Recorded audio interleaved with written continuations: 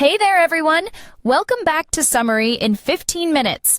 I'm absolutely thrilled to be here with you today, diving into a book that has the power to completely shift how you see life, time, and even yourself. The Power of Now by Eckhart Tolle.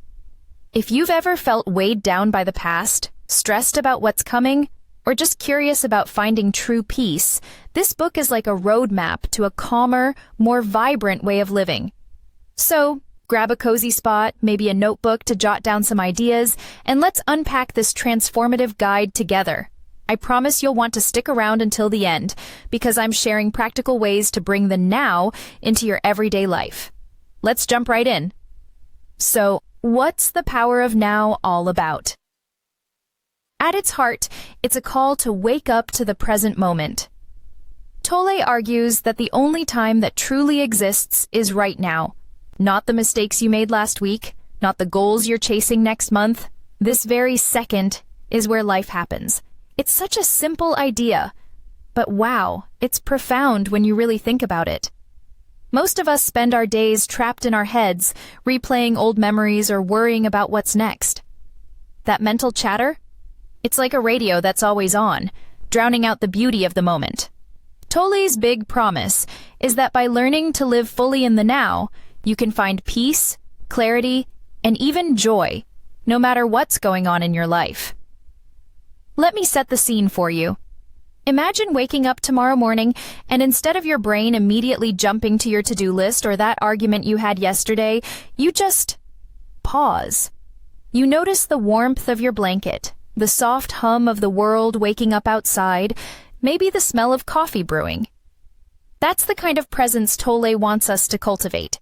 It's not about ignoring your responsibilities or pretending everything's perfect. It's about realizing that this moment, right here, is where you have power. It's where you can choose how to feel, how to act, and how to live. And let me tell you, once you start practicing this, it's like unlocking a secret level in the game of life. Now, before we dive into the how-to, let's talk about Eckhart Tolle himself, because his story is such a powerful part of this book. Tolle wasn't always the wise teacher we know today. In his 20s, he was struggling, big time. He battled depression, felt lost, and even questioned whether life was worth living. One night, at the age of 29, he hit rock bottom. He describes lying awake, overwhelmed by thoughts of despair, feeling like there was no point to anything. It was dark, heavy stuff. But then, something shifted. The next morning, he woke up and saw the world with fresh eyes. He heard a bird singing outside his window, felt the sunlight on his face, and it was like he was noticing these things for the first time. That moment wasn't just a one-off, it was the start of a complete transformation. Tolle began to live differently, and eventually, he wrote The Power of Now to share what he learned. If someone who is in that kind of darkness could find this kind of light, it really makes you wonder what's possible for all of us, right? So, let's get to the good stuff. How do we actually live in the now? Tolle gives us a bunch of tools, and I'm going to walk you through some of the most powerful ones. First up, he says we need to understand that we are not our minds. Okay, I know that sounds a bit out there, so let me break it down. Your mind is like a tool. It's great for solving problems, planning your day, or figuring out what to eat for dinner. But sometimes it goes rogue. It starts spinning stories, stressing about things that haven't happened, or beating you up for stuff you can't change. Tolle says that's not who you are. The real you is the one who can step back and watch those thoughts, like you're sitting in a movie theater, observing the screen. Try this. Next time you're feeling anxious, pause and ask yourself, what's my brain saying right now? Just notice the thought without getting sucked into it. It's like pressing pause on the chaos. It brings you back to the present. Another huge idea in the book is letting go of the past and future. I can almost hear you saying, yeah, easier said than done. And you're right. It's not like you can just flip a switch and forget your history or stop planning for tomorrow. But here's what Tolle points out. The past is just a collection of memories, and the future is just a projection. Neither one is happening now. He tells this great story to illustrate it. Picture a beggar who's been sitting on an old wooden box for years, holding out a cap for spare change. One day, a stranger walks by and asks, "Hey, have you ever looked inside that box?" The beggar shrugs, thinking it's probably empty, but when he finally opens it, he finds it's stuffed with gold. That box? It's you. We're all sitting on this incredible treasure, our ability to be fully present, but we keep looking outside ourselves for happiness, love, or success. The trick is to stop searching and start noticing what's already here. Let's talk about something we all deal with: problems. Life isn't always sunshine and rainbows, so how do you stay present when things get tough? Tolle's answer is acceptance. Now, don't get me wrong, he's not saying you should roll over and let life steamroll you. Acceptance doesn't mean giving up. It means acknowledging what's happening in this moment without fighting it. Let's say you're stuck in a long line at the store and you're running late. Your first instinct might be to get frustrated, right? You're thinking, why is this taking so long? I've got places to be. But Tolle would say, okay, this is the reality right now. I'm in this line. Can I breathe through it? Can I notice the world around me instead of stewing? It's such a small shift, but it's powerful. It's like choosing to surf the wave instead of drowning in it. Here's another tool I love, connecting with what Tolle calls your inner body. This one's kind of magical.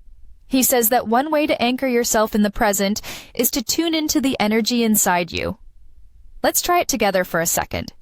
If you're comfortable, close your eyes, take a deep breath, and just feel your body from the inside. Notice your breath moving in and out, maybe the warmth in your hands or the rhythm of your heartbeat. That's your inner body, and Tolle says it's like a doorway to presence.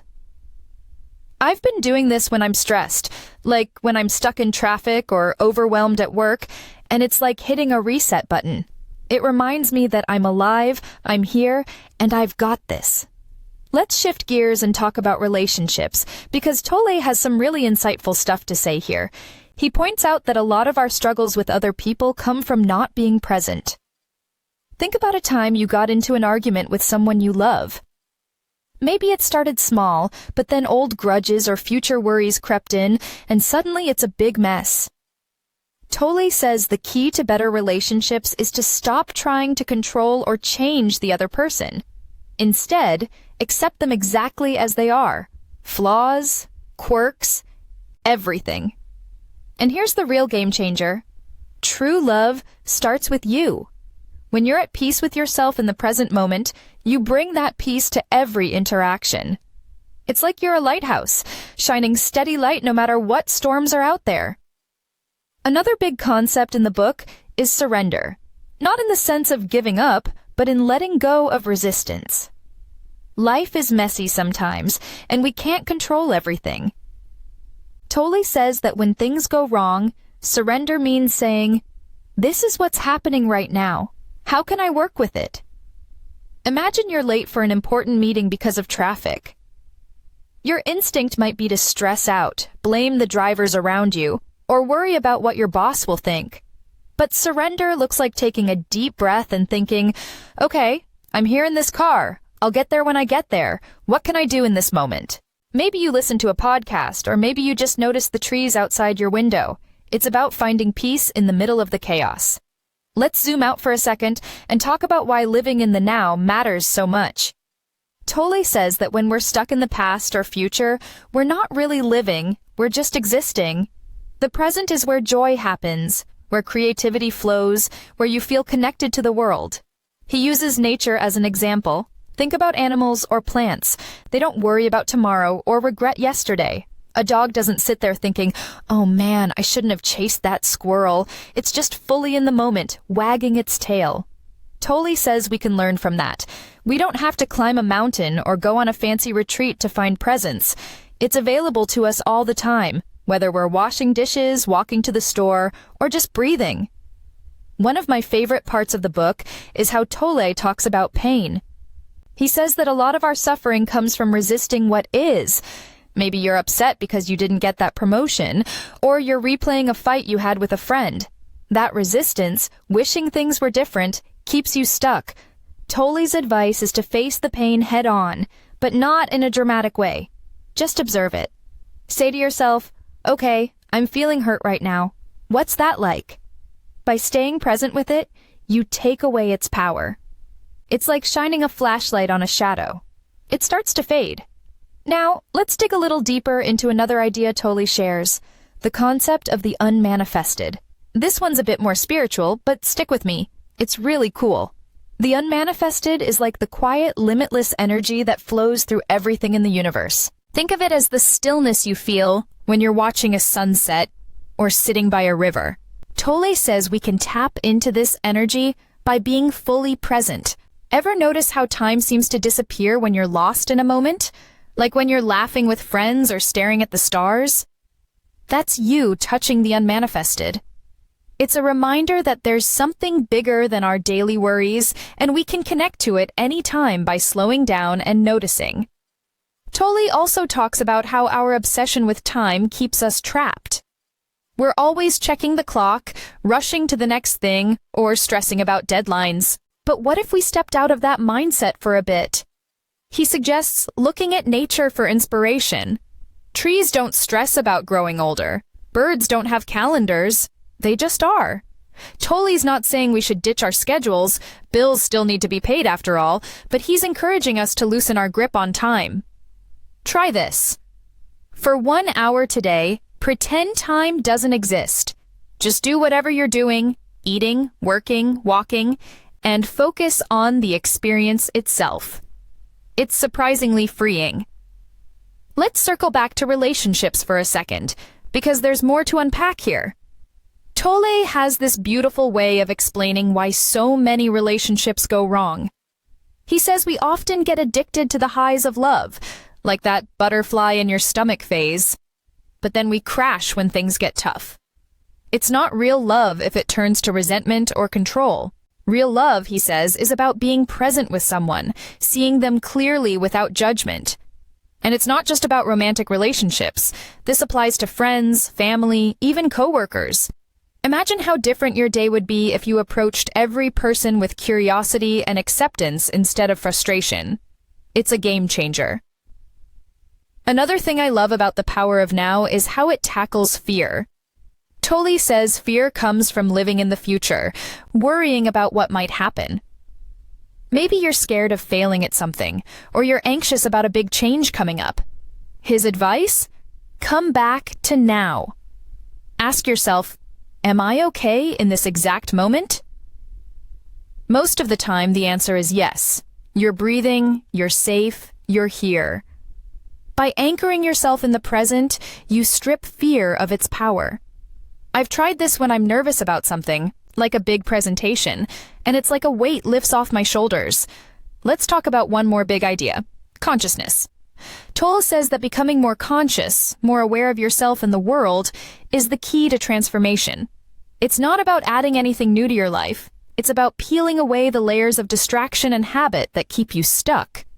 He compares it to waking up from a dream. You know how sometimes you're dreaming, and then you realize you're dreaming and everything changes? That's what consciousness does in real life. It helps you see things clearly, respond, instead of react, and live with more intention. Okay, let's get super practical now. How do you actually bring all of this into your life? I've got 7 tips to get you started, and trust me, these are doable even if you're crazy busy. Number 1, practice mindfulness every day. You don't need an hour. Just 5 minutes of focusing on your breath or noticing the sounds around you can shift your perspective. Number 2, catch yourself when you're time traveling. If your mind's stuck in the past or racing to the future, gently bring it back to now. Number 3, savor small moments. Next time you're eating, walking, or even brushing your teeth, really pay attention to what it feels like. Number 4, let go of judgment. Instead of labeling things as good or bad, just observe them. Number 5, connect with your inner body. Remember that exercise we tried earlier? Do it whenever you need a reset. Number 6, practice acceptance.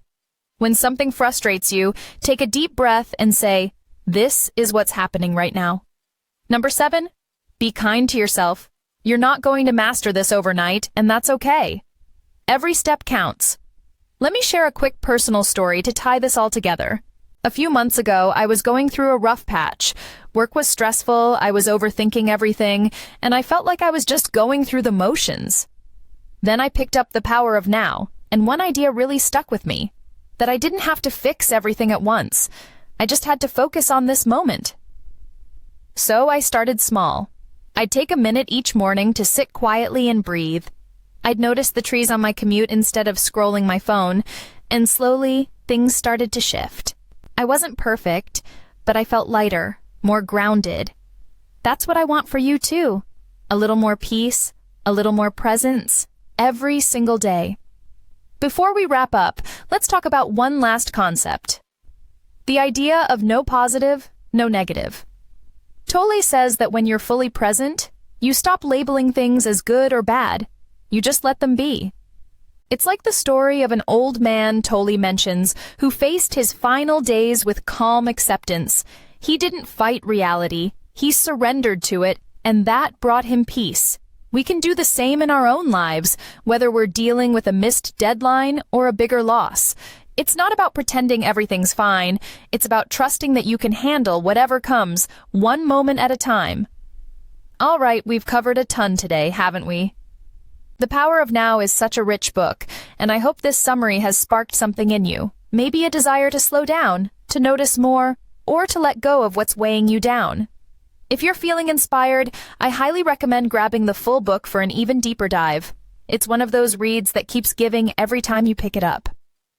Thank you so much for joining me on this journey through the power of now. If you enjoyed this video, please give it a thumbs up. It really helps the channel grow. And don't forget to subscribe to Summary in 15 Minutes for more book summaries that can change your life in just a short time. I'd love to hear from you in the comments. Tell me one thing you're going to do to live more in the now, or share a moment when you felt truly present. Your stories inspire me, and I know they'll inspire others too. Until next time, keep shining, and remember, this moment is all you've got, so make it count. See you soon.